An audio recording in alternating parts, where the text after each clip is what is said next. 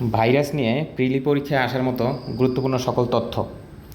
Virus একটি Latin শব্দ যার অর্থ হচ্ছে বিষ। তাহলে ভাইরাস কোন ভাষার শব্দ?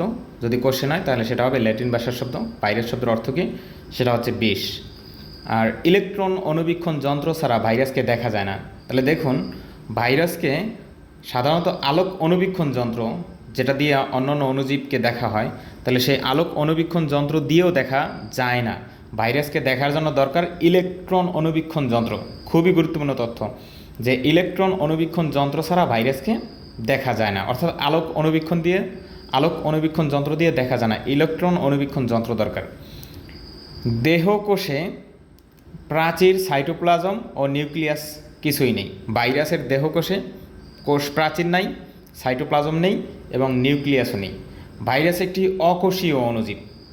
ঠিক আছে, ভাইরাস হচ্ছে একটি অকোষীয় অণুজীব। তবে ব্যাকটেরিয়া হচ্ছে এককোষী বা আদিকোষী। ব্যাকটেরিয়া এককোষী বা আদিকোষী, আর ভাইরাস হচ্ছে একটি অকোষীয় অণুজীব। শুধু আমিষ ও নিউক্লিক অ্যাসিড অর্থাৎ ডিএনএ বা আরএনএ দ্বারা গঠিত। শুধু ডিএনএ বা আরএনএ দ্বারা ভাইরাস গঠিত। ভাইরাসকে বলা হয় প্রকৃত অণুজীব। ভাইরাসকে বলা হয় প্রকৃত অণুজীব। তাহলে এই ভাইরাস সংক্রান্ত এই যে তথ্যগুলো আমি দিয়ে রাখছি, এই তথ্যগুলো খুবই গুরুত্বপূর্ণ। এরপরে আমরা দেখব ভাইরাসের আকার। ভাইরাস দেখতে কেমন? ভাইরাসের আকার, ভাইরাস দেখতে গোলাকার, দণ্ডাকার, ব্যাঙাচি অথবা পাউরুটির ন্যায়। তাহলে ভাইরাস দেখতে গোলাকার, দণ্ডাকার, ব্যাঙাচি অথবা পাউরুটির ন্যায়। ভাইরাস দ্বারা সৃষ্ট রোগ। ভাইরাস দ্বারা কোন কোন রোগগুলো সৃষ্টি হয়? হাম, সর্দি, ইনফ্লুয়েঞ্জা, বসন্ত, পোলিও, প্লেগ ইত্যাদি। এই রোগগুলো ভাইরাস দ্বারা সৃষ্টি হয়। দেন হচ্ছে ভাইরাসের উপকারিতা। ভাইরাস কী কী উপকারে আসে আমাদের?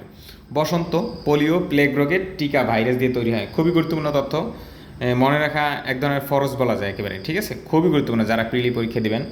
বসন্ত, পোলিও, প্লেগ রোগের টিকা ভাইরাস দিয়ে তৈরি হয়।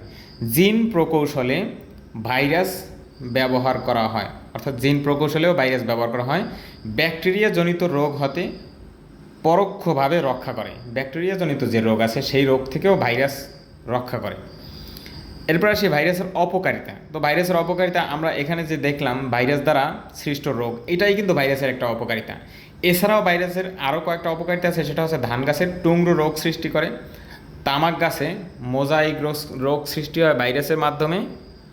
আর তারপরে হচ্ছে যে সকল রোগ, তামাক গাছের মোজাইক রোগ সৃষ্টি করে ভাইরাস, আর ধান গাছের টুংরো রোগ সৃষ্টি করে।